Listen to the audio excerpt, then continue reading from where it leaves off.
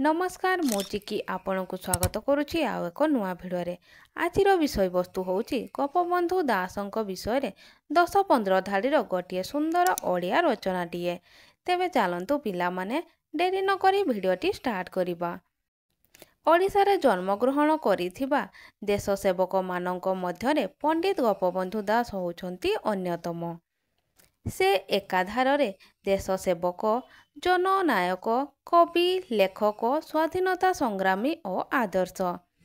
गोपबंधु दास 1877 मसीहा अक्टोबर 9 तारिख रे पुरी जिल्लार सुकंडा गामरे जन्मग्रहण करिथिले। तांकर पितांक नाम थिला दईदारी दास और मातांक नाम थिला स्वर्णमयी देवी। गोपबंधु मातांक मृत्यु परे तांकर पिउसी कमला देवी तांकर लालन पालन करुथिले।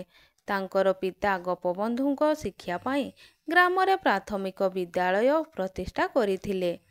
बाल्य विवाह प्रथा अनुसार गदाधरपुर बासिनी गोटिए पिला कन्या सहित गोपबंधुଙ୍କର विवाह होइथिला। रामचरण दास नामक जड़े मुक्तार संस्पर्शरे आसी गोपबंधु मनरे पर उपकार जाग्रत हेला। गोपबंधु मात्र 12 वर्ष बयसरे अपती देवी को विवाह करिथिले।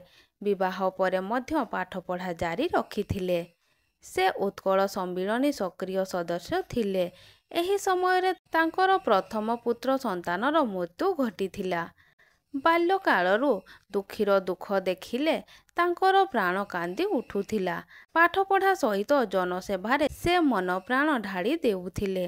से सत्यवादी ठारे 1909 मसीहारे सत्यवादी वन विद्यालय स्थापन करिथिले। प्रसिद्ध दैनिक संवादपत्र समाज तांको द्वारा प्रथमे प्रकाशित होइथिला।